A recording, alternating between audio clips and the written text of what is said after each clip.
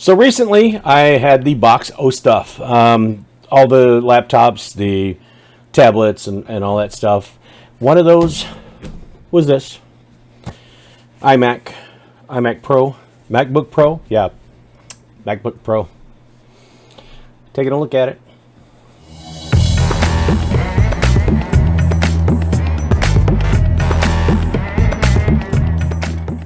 Okay, for the uninitiated, what we had was we would try to boot it up, and it would come up with a little blinking folder thing that said that it basically didn't have a drive that it could read off of, or a boot drive, or whatever else, the operating system that it could boot off of.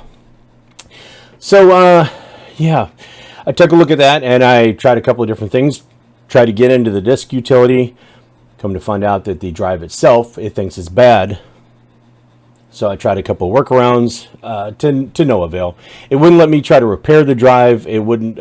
All the other sections or sectors or all the other partitions or whatever seemed to be healthy, but it was the main section or the main drive itself that it said was unhealthy and that was not wasn't actually working. It said something about a start error or the start configuration being bad and an indication that the drive was failing. And it wasn't allowing me to try to repair or reinstall the operating system or anything like that on it. So what were my options? I don't have an SSD the same size. I'm already using it for something else. I do have an SSD that's smaller than the 500 gig that was in there. I do have another drive that is a 320 gig, which is a happy medium, but I don't have a direct replacement for that drive. So I ended up using the Western Digital Blue. It's a 320 gig drive. It did come out of a laptop. It's the same speed and everything, built around the same time. And I went ahead and put it in there. And from there, I was able to go ahead and download and install the new operating system. The new operating system, OS 10 or OS X, probably OS 10, Yosemite. It went ahead, downloaded. I didn't think I should have probably hooked it up to Ethernet. It would have taken quite a bit shorter time, but it went pretty quickly for what it was. I did find out that it had two 4 gig sticks of DDR3 memory, and that it seemed to actually go pretty well. Trying to go through and reformat and reinstall and everything onto the 320 gig hard drive. Now, in the meantime, what I did is I took the 500 gig hard drive, and I was trying to look at that on a Windows computer with an external case, or with just a regular case for it. And Windows seems to think that it's a healthy drive.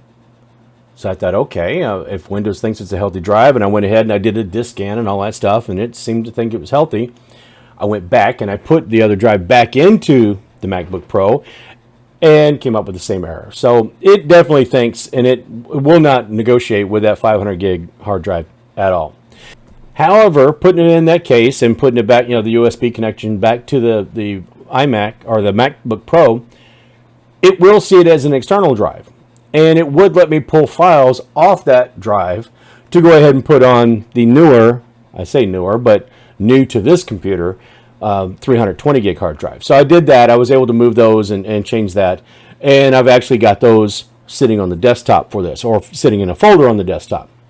Now, the only bad thing about this computer is it does have a cracked screen. Now, it's not a touch screen, so it's probably not going to be too much of a factor. And the biggest crack is in a part it's not in the visible area of the screen. You can still see it. It's a fine line. It might not make that much of a difference, but hopefully, in any case, it'll be something that still can be usable and something that's not going to cause a lot of problems. I went ahead, and this was a little bit, I don't want to say tedious. It was a little bit tedious. This was a thing where you're troubleshooting, and one operating system seems to think this drive is fine, while another operating system say this is failing. Without running a disk utility, some type of specialized disk utility from the Windows perspective, it would be difficult to find out. But in all other cases or all other tests that I did, it seemed to be a good drive. Apple doesn't like it. So I went ahead and swapped back in and left the 320 gig hard drive in here. What this means is my sister's neighbor Karen now has her MacBook Pro, back, and it's functioning and it's working, and as long as you're careful with the screen and takes care of it, it shouldn't be much of a problem. I did clean up everything, cleaned up the keyboard, cleaned up the inside and outside. I went ahead and cleaned up as much as I could, as carefully as I could on the screen, and as far as I can tell, it all functions normally. It's got an i5 Intel processor in it. It's got 8 gig of DDR3 memory. It's got now the 320 gig hard drive. This should be fine for, I would imagine, what she's going to use it for, which would be day-to-day stuff, checking internet, maybe writing a letter, whatever the case may be, email and all that stuff. All of those things should work fine, and she still does have the files that were on here to begin with on the other hard drive. What am I going to do with the other hard drive? I'm probably going to download or get another disk utility and try to find out if I can go ahead and test that disk or that drive a little bit better, just to see if there's something I might be able to do with it. If it's a good drive, I might try to use it as a backup for something else. I don't know. If it turns out that it's not a good drive, then at least I got all the information off of it, and I can just go ahead and do some kind of deep format or whatever, or some kind of sector by sector thing where it will take all the information that was on there completely off, and it would be safe to discard. So that is it for this one. I've got a couple other videos here and there that we will do as we get some of the things, some of these things that were in the box working, or some of them put back together, or find chargers for them, or what have you, to try to get things set up and running. But depending on what order, this, you might have already seen the one with the HP Ultralight that I tried to run Cyberpunk 2077 on, or this one might have been after. So those are the next two videos in line. We will see which way they fall in the order and which one gets edited first, but you will more than likely see both of these in the coming week. The only thing I can ask you to do now is don't forget to like and subscribe. Let me know what you think. I've never used Apple products. I don't have an Apple phone or an iPhone. I don't have an Apple Watch. I don't have an iMac. I don't have a MacBook. I don't have anything. I've always used, whether it be Commodore back in the day, or some type of Android device, or a Windows PC, or Linux. I've always used some kind of other PC besides a Mac or besides Apple product for a phone or something. So let me know.